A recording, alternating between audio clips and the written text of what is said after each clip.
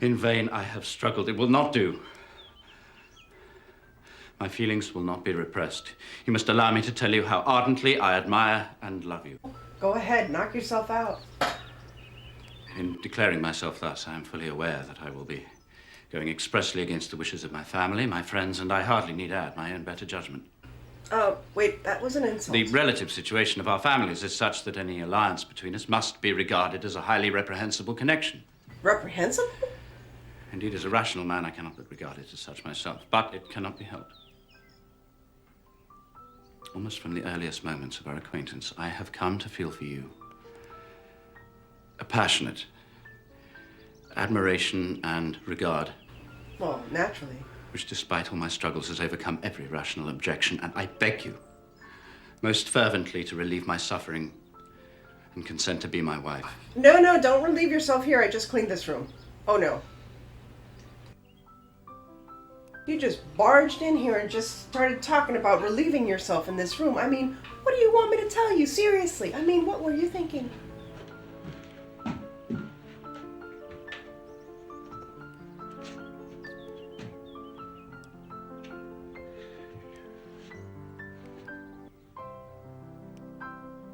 And this is all the reply I'm to expect.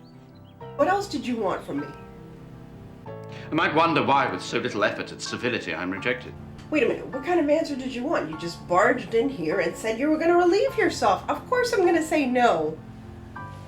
I mean, thank you for the compliments and everything, but I mean, whoa, dude, whoa.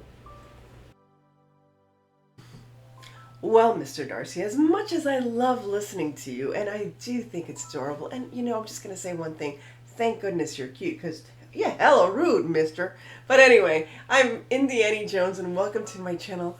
This is a lovely beginning to the romantic season of Valentine's Day. So I hope you can join me as I create some romantically inspired crafts and ideas. And for these, of course, I'm celebrating my love for PLAID family of products.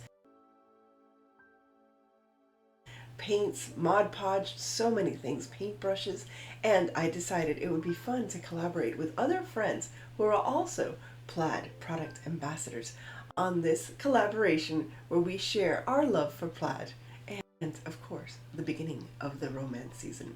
So I hope you like this little parody, but now I believe it's time to get started. Let's go. Mr. Darcy, I'll be back for tea.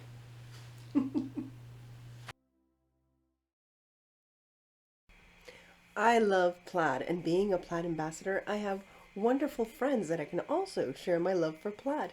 So please check out this playlist and listen for the secret word so that you can enter to win your own free PLAID products.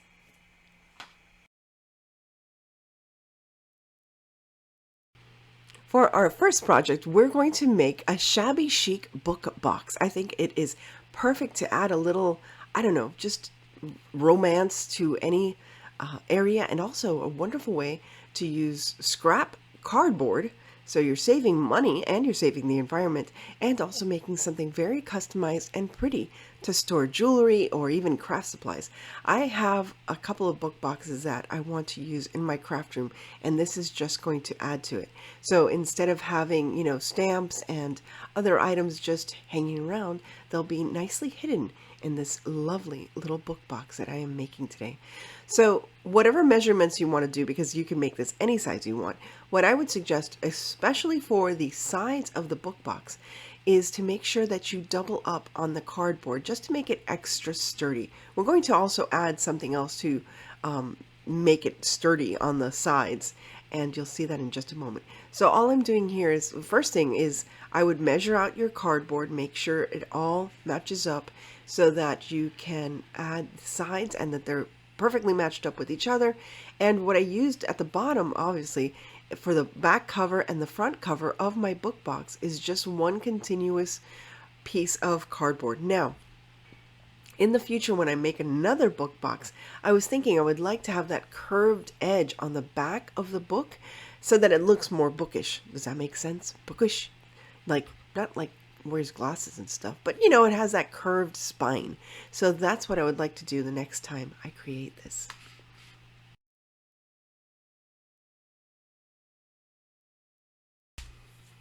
For my next step, I'm going to take some Mod Podge, yes, Plaid, Family of Products Mod Podge, and yes, some acrylic grout. And this is the white grout that you can find at the dollar store. And you're probably wondering, what in the world is she doing?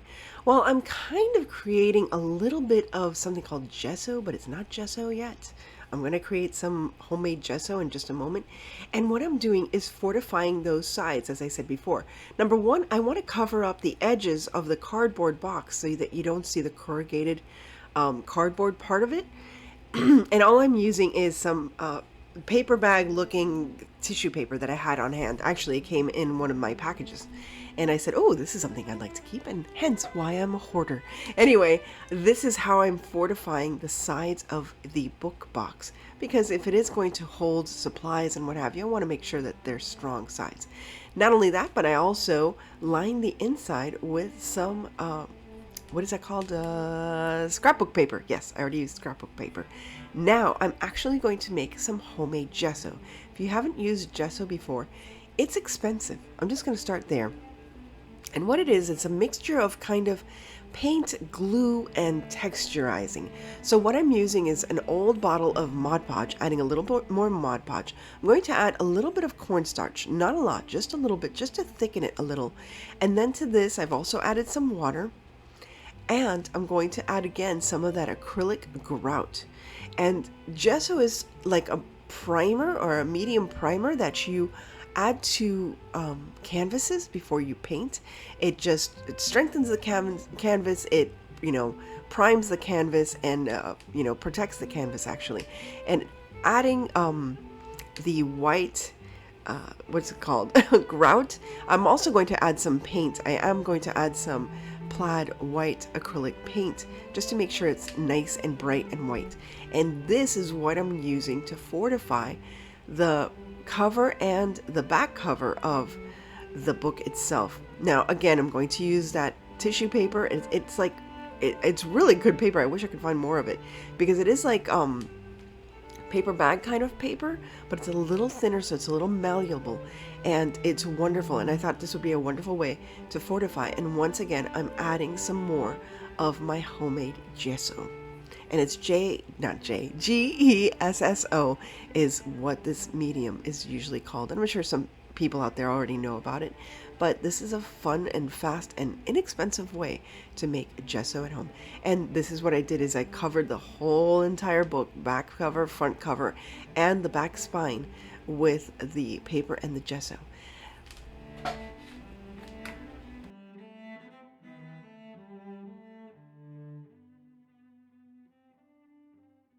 Now for this next step, all I'm going to use is that white acrylic again. It's acrylic, what is it called? Grout? Yes, acrylic grout. And I'm just using this on the sides, which would normally be pages. So this is how I'm going to create the look of a book. So you can see how I make the pages. It's very easy to do. And again, I would use this instead of the spackle because the spackle cracks a lot. This acrylic grout is much better. And all I'm doing is running a comb through it, and I do run it through twice simply because I really want this to look like pages. So there are many pages and they're thin, and there you go, that's what it looks like. So here I am just adding my pages to all of my sides of my book box. Now I have book boxes that don't have this look or this texture, and I just think it looks so much better and it feels so much better. It just looks awesome in the end when you can add these pages. And now I am going to make sure that you can see this detail by first using some dark brown. I didn't use black, I used dark brown to make it look more antiquish, so that brings out the look of the individual pages, as you see. And it's very easy to do. It's just dry brushing. It's dry brushing the pages with some of this like sienna brown, I think it's called. And I think it's just the perfect color to make it look more antiquish. But it doesn't end there because, and again, using a dry brush really helps. I just cut out some of the acrylic that just like went over a little and it was just too much. So now I'm going to add some gilding because I wanted this gilding? Yes, gilding. I wanted to add a gold color because I wanted this to look like those antique, there's that antique gold. I used antique gold and a little darker gold, and you can't see what I'm doing. And I will be turning this over in just a minute. There you go. And all I'm doing is adding that gold on top of that brown so that it stands out a little more. So yes, it looks like a vintage book, but at the same time, it has that beautiful gilding, which, you know, old antique books used to have. I just love this look. I had so much fun doing this. I've been wanting to do this for a while for you guys. Now, I always use graphicfairy.com for all of these beautiful pictures and paintings that she has on her website, and they're free. They're wonderful. She has such a variety. So if you love shabby chic, dark academia, cottage core, so many different styles, vintage, you will find the right picture for your project. But before I do that, now that I have my book primed, I'm actually going to color it so that it matches the background of the picture itself. So here I added a little bit of cream color, and now I'm aging it just like that picture is, just using a little bit of that brown once again, aging it, and also adding a little bit of gold to the edges of the book. And now I'm going to be Mod Podging that beautiful image onto my book cover. But it doesn't end there. It doesn't end there. We just keep adding more and more and more. I use so many different techniques to make this book box, and that's why I found it so enjoyable. I hope that this really stands out as something new for you to do, and I hope you try making it yourself.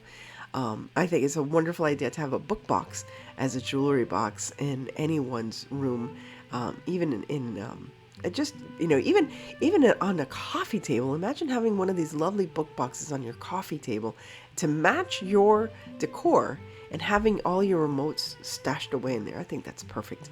So now I'm just going to continue embellishing the background of that page. Oh, I'm using my little, what is that? The little roller thing. Here I'm using one of my Prima molds, and of course I have to use a little bit of cornstarch so that the air dry clay doesn't get stuck to it. And this is a perfect way to frame out any drawing or painting or any artwork that you use in your book box. And I know this is a strange way to use a brayer or roller, whatever you want to call it, but my fingers aren't strong enough to get all the stuff in the clay and all those nooks and crannies, so I just decided to use the roller, and I actually like the way it works. It got everything into the nooks and crannies, and I didn't have to hurt my little fingies. So there, obviously, I have to do some trimming, but there you can see how nice this is going to look. But it's not going to end there. We're not just going to leave it like that, obviously. I was just measuring it out, and then I'm going to put this aside on some wax paper and let it dry overnight. And I did let it dry overnight, and now I'm just painting it again with the antique gold, and I use a combination of antique dark gold and some bright gold just so you can have some highlights and stuff, just like you would in a normal frame. So here I am, and I do like this antiquish gold more than the bright gold, so I just use the bright gold just to go over some highlights here and there. And once this is all done and dry, then we can add this to the book box cover. However, before I add these embellishments, I thought it would be cool to continue to add some art or some embellishments to my book box cover. Now, I was lucky enough to find some stamps, believe it or not, at Goodwill. These are stamps that I already had. I believe I got them at the Dollar Tree, believe it or not. The one with the birds is directly from the Dollar Tree. And all I'm doing is adding some of these stamps just to add some more character to the book box cover, so it kind of matches the artwork that I am including in the middle. Just some signatures and some words here and there. I think it just adds so much more character. Again, I was having a lot of fun with this project. Now, it doesn't end there. I loved the roses in that drawing, in that painting, so I decided to replicate the roses all over the book box, so they just jumped out of that artwork and are just, you know, sitting around all over the book box cover and the spine as well as the back cover. So I just added some pink and different colors of pink, dark pink, light pink, to make the roses come to life, and a little bit of brown. And the same thing with the green for the leaves. I'm using different shades of green so you can see the light shining off of the leaves just as they appear in the painting itself. Again, I do not consider myself a painter, but I can, like, you know, dab and dot. That's how I'm doing it. And here's the spine. Look how different it looks now with just adding these little embellishments of these little roses. So if you don't have a stamp, you could just do this. If you don't have a printer, let's say, you can create your own artwork all over your book box, and it's just going to look lovely. Again, I love the shabby chic, antique, vintage, dark academia, cottagecore look. So this is just going to match up with all of the decor that I have in my home. I can put this in my bedroom or have this in my lovely redesigned craft room. And here I am framing. That final part is framing, and I'm using Gorilla Glue, or you can use E6000. I would not suggest using hot glue because I just don't think it seals it enough. It doesn't glue to the project enough with the clay. My experience with air dry clay and hot glue, sometimes it works, sometimes it doesn't. So since I want this to last, I'm going to add the Gorilla Glue to use these this trim that I made with the Prima molds and air dry clay. So there you go, there you have it. I have it all framed up. I'm touching up some of the paint on the frame, and I'll be touching up some more paint on the book box cover itself with some more flowers just to match up with the painting. I had so much fun with this, can you tell? I can't stop fiddling with it. Sometimes you gotta step back and say, okay, it's enough, no more fiddling. I like the way it looks. I think it's perfect. Love how this has so much dimension, and this will look lovely in my craft room or any room in my home.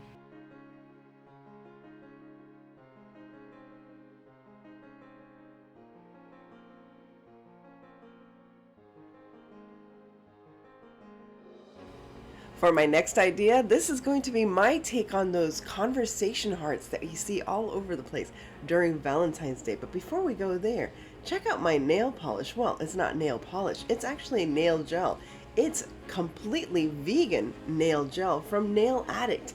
They offered to provide me with some beautiful colors. Today I'm wearing Romance, and you'll be seeing these beautiful nail polish colors on me in the next couple of videos. I really love this product. I have had the same nail polish on for 3 weeks, and you know me, I usually have to change even within a video itself because of the wear and tear that I put on my nails and my hands while I'm crafting. Here all I'm using is some air dry clay, and as you can see I just rolled it out like I would cookie dough and had a cookie cutter that was a heart, cut it out. And I got these wonderful stamps at the thrift store, and I'm just going to stamp each one of the hearts with different stamps that I got from the thrift store. I thought this was a perfect change to those conversation hearts that we're always so used to. It's also a little more Victorian, a little more shabby chic, and again, all I'm using is some air dry clay and some stamps. As you can see, look at that. You can see how nice the stamps really do come out. After a few hours of drying, I think I let them dry overnight, to be honest. Now all I'm going to do is use my beautiful plaid paints. There are so many beautiful colors, and I just went to town with all these lovely springy pastel colors. Look at the pink one. Now, what I did first is use the regular paint, and then I just did a whitewash over each one of the hearts just to give it a little more romantic feel. Now I'm going to make a banner out of these, but you can use this in any way in all of your home decor for Valentine's Day. I think they're absolutely lovely. Now, if you like plaid products and want to learn more about how to use all these wonderful plaid products, make sure you check out our collaboration playlist. All these wonderful ladies are all plaid ambassadors. And not only that, but you can get some of your own free plaid products. Just make sure to mention in each one of the videos the secret word that is provided by each creator. So yes, you're going to have to watch each video, and you'd want to anyway. They're so enjoyable and so creative and fun to watch. So please watch each video and make sure you comment on the secret plaid product word that is shared by each creator. Now let's get back to our crafting. For my last project, I am going to reuse and recycle some old Christmas decor. Now, I didn't use this, or I have used this as a gift box many times. I think I've had this like little post office box, little mailbox for years. And again, this is from the Dollar Tree. And all I'm doing is using my plaid paints. This is a plaid chalk paint. I actually added a little more cornstarch just to make sure that it was thick enough to cover all of those drawings and paintings. And yes, believe it or not, it covered pretty well. And I wasn't too worried about it because I am going to stamp and decoupage this mailbox once it's all done. I thought it would be cool with, love letters and such for Valentine's Day to have a little mailbox amongst my Valentine's Day decor. Now I added a little bit of texture and dimension by using this like taupey colored chalk paint, again all from plaid, and I really enjoyed this part because I love stenciling. I love stenciling, and I thought it was just so perfect. By the way, excuse my tea, I forgot I had my tea in the camera there, but hey, it's okay. So yes, I'm using a combination of taupe and browns and golds for my stenciling. Now these stencils, you can find them on my Amazon page, so check out my Amazon store link and you'll find all these wonderful stencils. Mine are more shabby chic, Paris kind of country style. I really enjoyed it, but they're perfect for this, like little French stamps. Now I'm actually going to use my stamps that I found at the thrift store, and these are wonderful stamps that I found, and they are shabby chic, and they are just a perfect complement to this project and to any project. So if you're lucky enough to have stamps, again, you can use plaid paints to stamp your products, and I just use a sponge and that's it.